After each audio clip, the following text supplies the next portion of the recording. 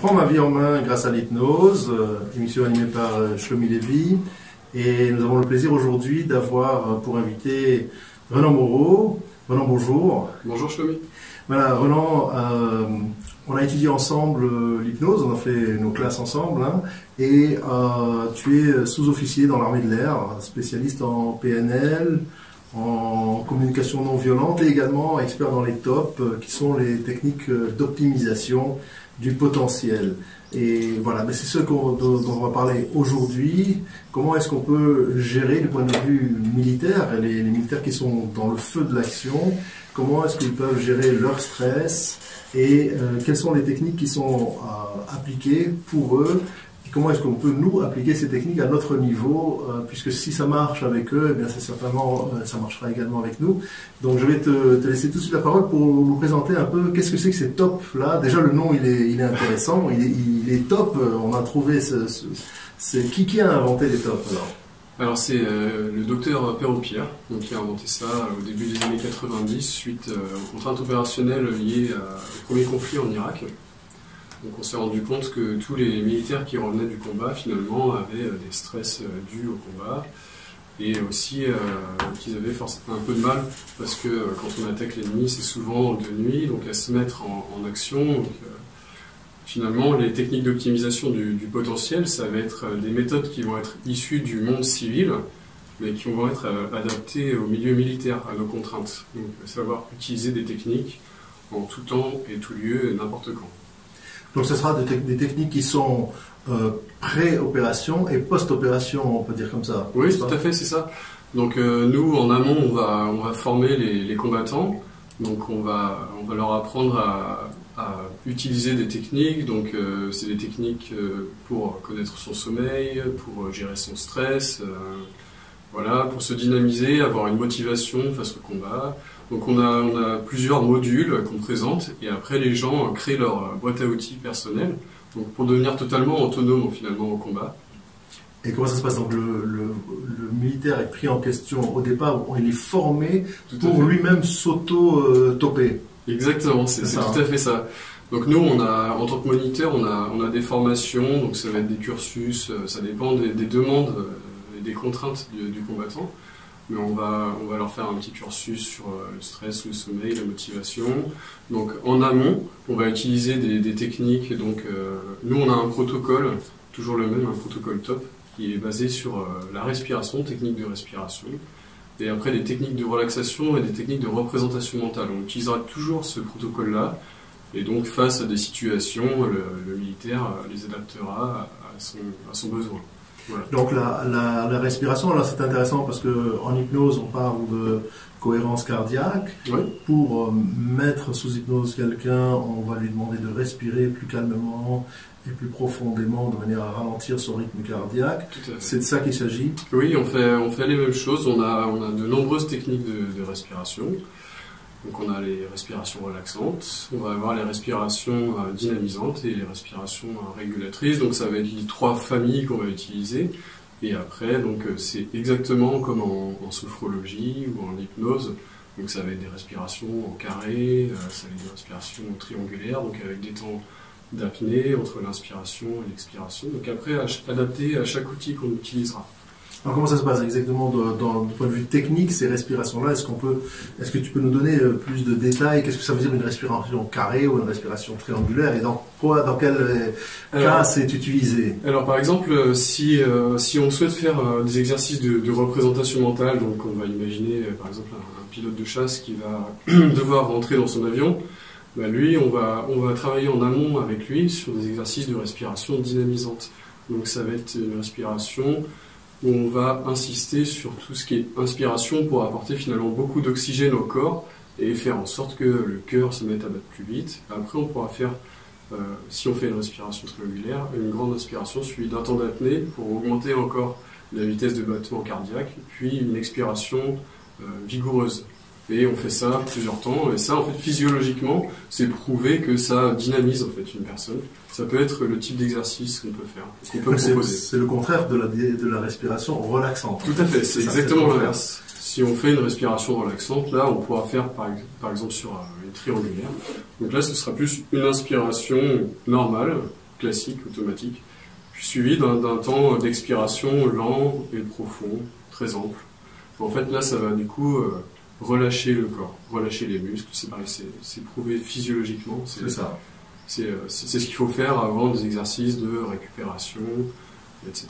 Donc ça, c'est après l'action. Donc alors, en fait, si tu veux... Quand est-ce qu'on utilise les deux, en fait? Ça dépend du travail qu'on veut faire. Parce que nous, ce qu'on veut faire à chaque fois, c'est un travail de représentation mentale. Représentation mentale, par exemple, on imagine encore ce pilote de chasse qui va partir dans son avion de combat. Si tu veux, avant qu'il parte en opération extérieure, il faudra qu'on l'aide à s'imaginer, entendre la sonnerie, l'alerte, faire son briefing d'émission, décoller dans son avion, etc. Donc ça, ce sera un travail effectué en amont. Donc là, du coup, on utilisera les techniques de respiration relaxante, suivi d'une relaxation du corps. Donc nous, c'est un protocole qu'on utilise en top, de la tête aux pieds. Donc ça, finalement, c'est juste un biais qui va aider l'esprit à se libérer un peu pour faire un travail de représentation mentale. Donc s'imaginer, rentrer dans son avion, mettre les gaz, etc., entendre la tour de contrôle. Et ça, il le fait tout seul ou bien il est accompagné? Alors, dans un premier temps, on va accompagner cette personne-là pour qu'elle puisse découvrir donc, le panel d'outils qui sont proposés par le top. Et puis après, elle va adapter tous ces outils-là à elle. Elle va créer ce qu'on appelle, nous, une boîte à outils personnelle. C'est une grande force des tops, c'est qu'en fait, on est tous pareils physiquement, mais on ne se représente pas tous le monde de la même manière. Dans le monde de l'aéronautique, tous les pilotes sont très visuels. Donc du coup, on va plus s'appuyer sur des techniques visuelles où on va imaginer les couleurs, les contrastes, les formes pour que la personne s'imagine mieux et se représente mieux. Et donc du coup, on fait ça en amont et puis après, la personne en toute autonomie va avoir acquis ces outils-là et puis va les utiliser en toute autonomie la veille d'une mission, quelques minutes avant, etc. Pour être plus relaxé dans le cadre de son action et de sa mission. En fait, pour être dans ce qu'on appelle nous la zone d'activation optimale, pour être comment dire, le plus performant par rapport au stress d'une mission. Parce qu'on peut imaginer que les gens qui sont dans ce métier ont une force interne, une force mentale extrême, et qu'à la limite, ils n'auraient peut-être pas besoin d'aide extérieure. Alors ça c'est justement l'outil top, il a été inventé dans le début des années 90 et donc jusque là les gens étaient dans cette optique-là. Oui, on est plus fort, on n'a pas besoin de toutes ces choses-là, on y arrive, on a toujours fait comme ça.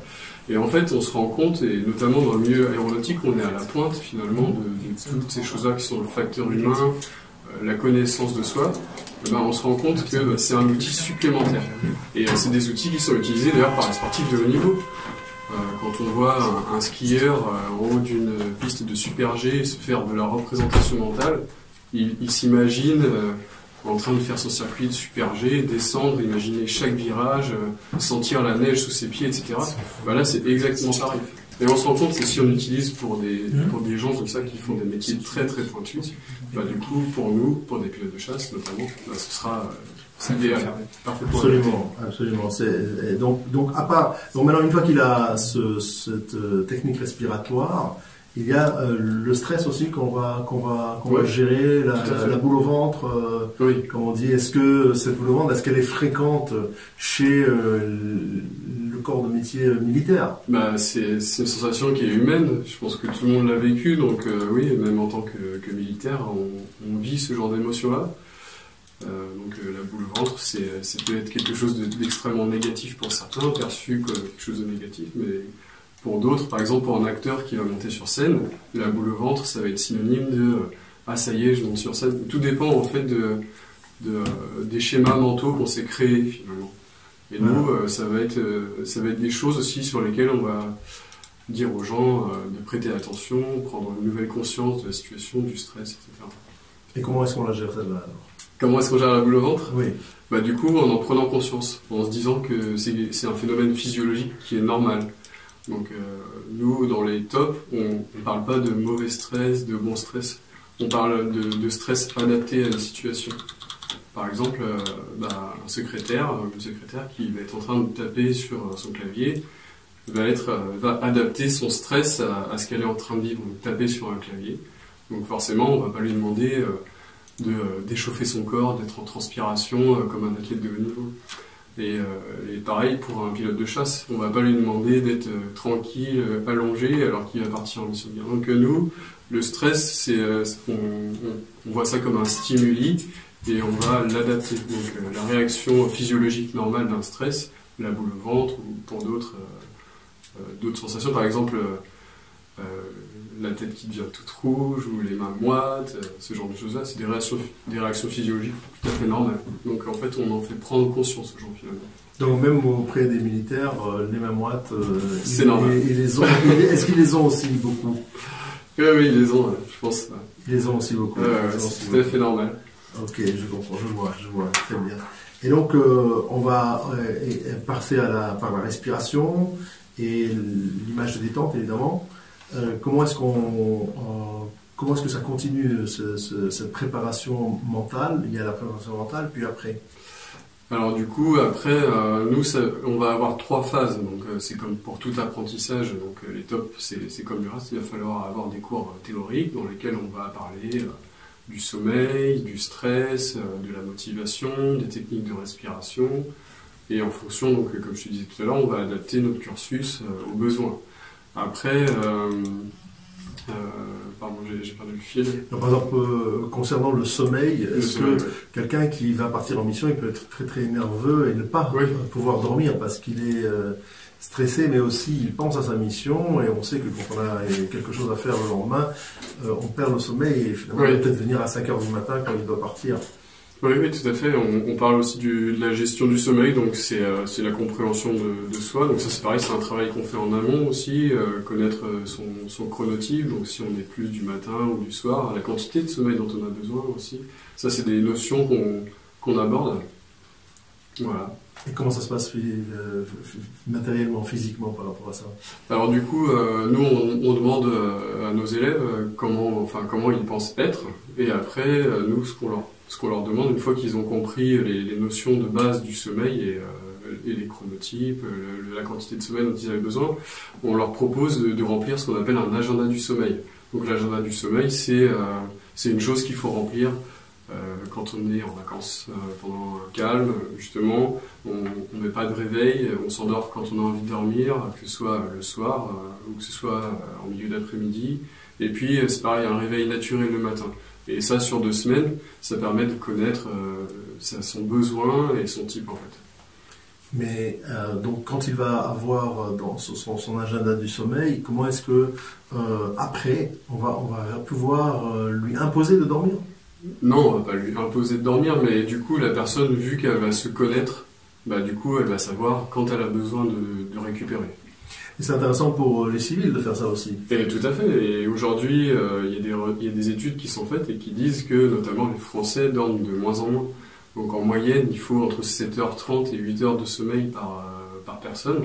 Et aujourd'hui, avec les contraintes du milieu dans lequel on vit, la lumière, toutes ces choses-là, ça fait que... Et puis les smartphones aussi, ça nous empêche énormément de dormir. Ils sont sur leur ordinateur tard le soir et ça ne favorise pas du tout un sommeil équilibré. Ça. Exactement, et du coup ça favorise la dette de sommeil, et tout ce qui favorise la dette de sommeil, ça peut favoriser malheureusement des maladies liées à l'obésité, des maladies liées au stress, ce genre de choses-là. La dette de sommeil. La dette de sommeil, oui. On est tous plus ou moins en dette de sommeil. On doit du sommeil, tous du sommeil à notre corps. Ouais.